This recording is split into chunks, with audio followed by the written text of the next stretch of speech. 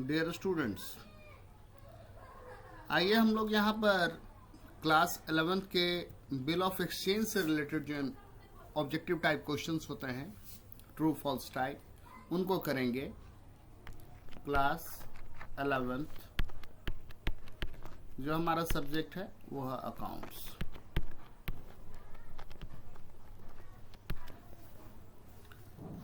आपने bill of exchange पढ़ रखा होगा। क्या होता है कि हम कोई क्रेडिट सेल करते हैं, उसके बाद जो जिस बंदे को हमने सेल किया हुआ है, जिस व्यक्ति को हमने सेल किया हुआ है, तो जो व्यक्ति सेल करता है वही बिल बनाता है, वो बिल ड्रॉ करता है, वो ड्रॉअर कहलाता है। और जिसने क्रेडिट परचेज किया होता है वो उस पर अपना एक्सेप्टेंस देता है। उसके बाद एक सर्टेन ड्यू डेट होता है। ड्यू डेट में 3 दिन का डे ऑफ ग्रेस मिलता है, और डे ऑफ ग्रेस मिलने के बाद जो ड्यू डेट है बना, जैसे मान लीजिए 1 जनवरी का बिल है, 3 महीने का उस पर डे ऑफ ग्रेस मिला, 3 महीने का वो बिल है और उस पर 3 दिन का डे ऑफ ग्रेस मिला, तो 4 अप्रैल को उसकी पेमेंट होगी। आइए देखते हैं क्वेश्चंस को। कहता है bill of exchange is an instrument in writing. Obviously ये राइटिंग में ही होगा, और इसमें क्या होता है, एक अनकंडीशनल ऑर्डर होता है। तो ये जो यहाँ पे बेसिक जो लिखा हुआ है ये बेसिकली बिल ऑफ एक्सचेंज का डेफिनेशन ही है, तो ये स्टेटमेंट बिल्कुल ट्रू है। क्वेश्चन 2 को देखिए। A bill of exchange is signed by the person on whom it is drawn. ये फॉल्स।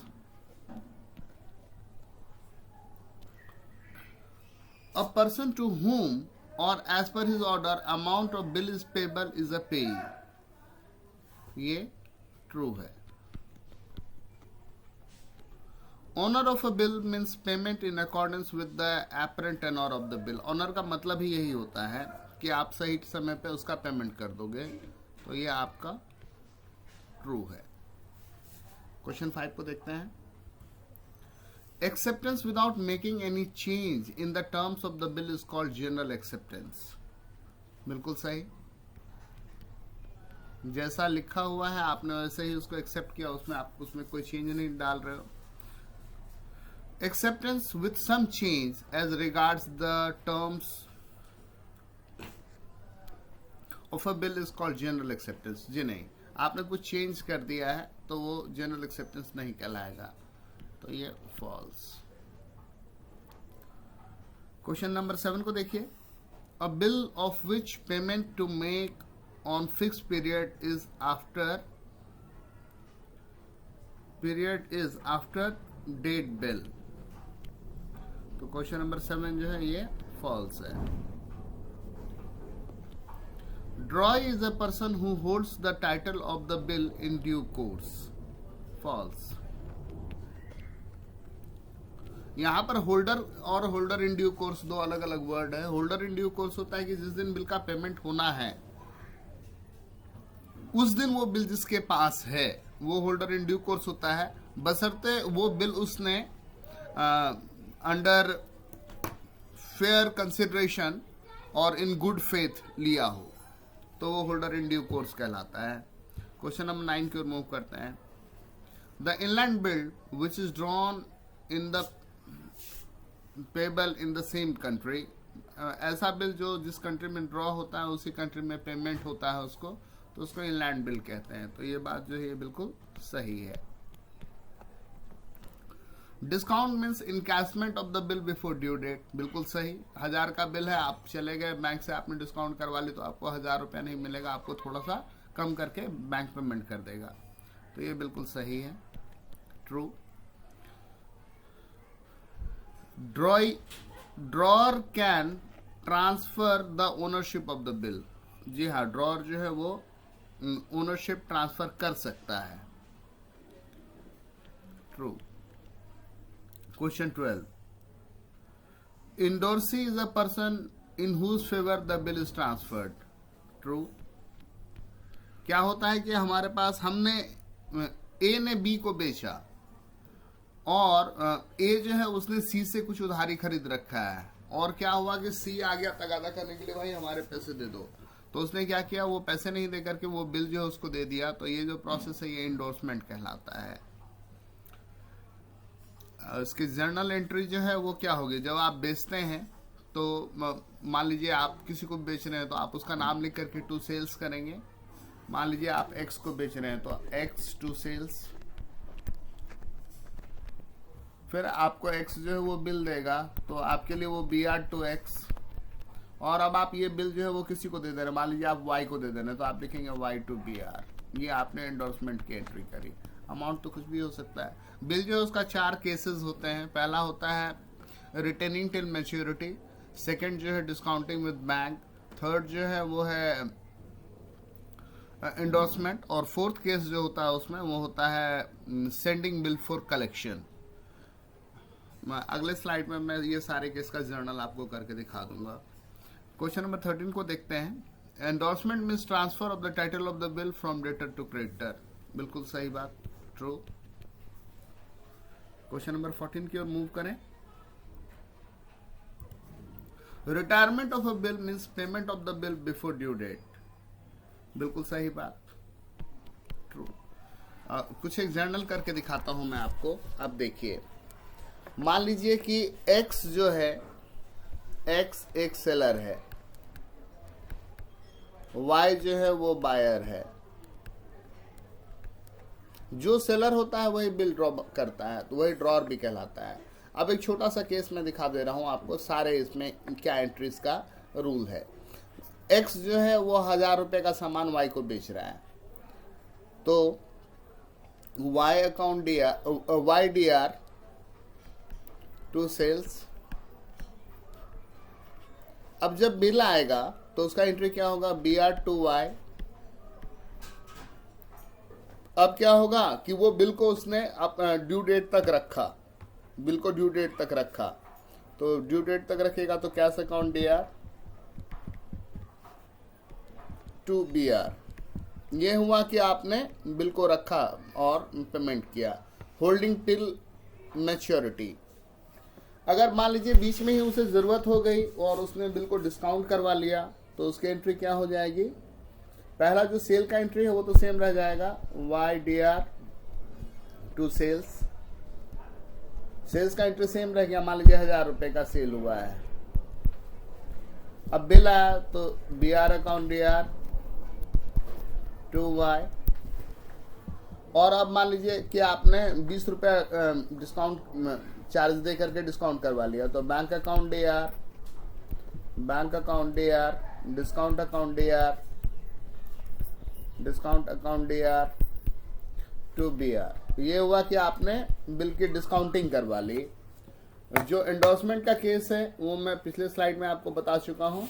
और जब सेंडिंग फॉर कलेक्शन के लिए भेजते हैं तो सेंडिंग फॉर कलेक्शन, ये पहला एंट्री और दूसरा एंट्री तो सेम रह जाएगा। जब सेंडिंग फॉर कलेक्शन के लिए भेजते हैं तो उसमें क्या लिखेंगे, bill sent for collection, bill sent for collection, bill sent for collection account D R to B R.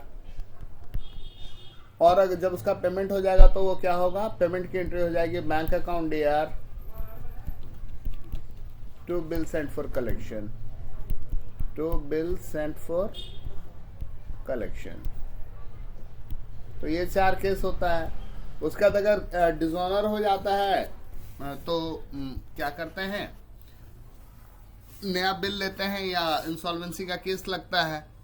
और अगर बीच में ही पेमेंट हो गया तो रिटायरमेंट हुआ। और कई बार ऐसा होता है कि सामने वाला पार्टी जिसने आपसे खरीदा उसका पैसा नहीं है तो वो बीच में बिल का रिन्यूअल करवाता है, इंटरेस्ट देता है आपको, और आप उसके ऊपर फ्रेश बिल, कुछ कैश भी पेमेंट करता है और आप उसके ऊपर फ्रेश बिल लिख देते हैं। क्वेश्चन 14 को देखते हैं। Noting charges are payable to the notary public on honour of the bill. ये ऑनर नहीं, डिसऑनर पे पेमेंट होता है। अगर पेमेंट नहीं हुआ है तो डिसऑनर हो जाता है और तब नोटिंग चार्ज। तो यहाँ लिखा है ओनर पे, तो ओनर पे नहीं होता है, यानी ये स्टेटमेंट फॉल्स है। अगर यहाँ डिसऑनर लिखा रहता तो सही हो जाता। Payee is official person appointed by central government. Payee is official person appointed by central government for noting of dishonour bill. जी नहीं, ये पेई नहीं होता है, वो बेसिकली रजिस्ट्रार बैठा होता है, तो रजिस्ट्रार जो है उसको करता है, तो ये falls. Renewal is a request by drawing to extend the credit period of the bill. बिल्कुल सही बात।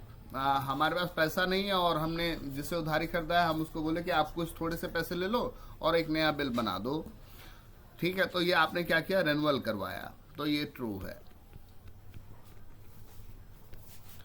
क्वेश्चन 18 को देखिए, a bill can't be deposited into bank for collection. ये बात बिल्कुल गलत है। कलेक्शन के लिए आप भेज सकते हैं, बैंक का एजेंसी फंक्शन है। बैंक का मेन फंक्शन जो है वो है डिपॉजिट लेना और लोन देना। उसके अलावा वो ट्रैवलर चेक इशू करती है, आपके लिए बैंक ड्राफ्ट बनाती है, आपके बिहाफ पे जो है एजेंसी फंक्शन करती है, आपका टेलीफोन का बिल, बिजली का बिल, आपके बच्चे का फीस भरती है, आपको लॉकर फैसिलिटी देती है। उसके अलावा बैंक जो है वो क्या करती है, आपके बिल्स का कलेक्शन भी करती है। तो यहां बोलता है बिल कांट बी डिपॉजिटेड, नहीं, इट कैन बी डिपॉजिटेड। तो ये जो स्टेटमेंट लिखा हुआ है ये फॉल्स है। आइए नेक्स्ट क्वेश्चन को देखते हैं। अ bill of exchange must be accepted by the पेई। बोलता है कि bill of exchange must be accepted by the पेई। जी नहीं, ये फॉल्स है। A bill of exchange is drawn by the creditor. बिल्कुल सही, जो उधारी बेचता है वही बिल ड्रॉ करता है और जो उधारी बेचता है वो क्रेडिटर ही होगा। A bill of exchange is drawn for all cash transaction.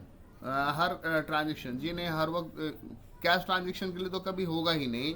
जब नगद ही है तो फिर बिल का जरूरत क्या है, तो ये फॉल्स। इस बिल को वो बिल मत मान लीजिएगा जब आप सामान खरीदते हैं और उसके साथ में मिलता है। ये बिल जो है वो निगोशिएबल इंस्ट्रूमेंट है और वो बिल जो है वो क्या है, वो ट्रांजैक्शन का प्रूफ है। तो आप नाम और स्पेलिंग सेम है तो आप कंफ्यूज मत कर जाइएगा। Question number 22, a bill payable on demand is called time bill. जी नहीं, ये गलत है, false. Question 23, a negotiable instrument does not require the signature of its maker. बोलता है निगोशिएबल इंस्ट्रूमेंट जो है उस पर मेकर के साइन नहीं चाहिए। तो ये स्टेटमेंट भी फॉल्स है। मेकर के साइन चाहिए, बल्कि कई बार तो गवाह के भी साइन चाहिए। द हिंदी हुंडी, जो पुराना जमाना का चीज है उसमें बिल को हुंडी कहते थे, जो क्लासिकल इंडियन सिस्टम है उसमें। तो बोलता है कि जो एट साइड पे, मतलब हम दिखाया और हमको पेमेंट करो, तो उसको दर्शनी हुंडी कहते थे, हुंडी। तो ये बात जो लिखा हुआ है ये सही है।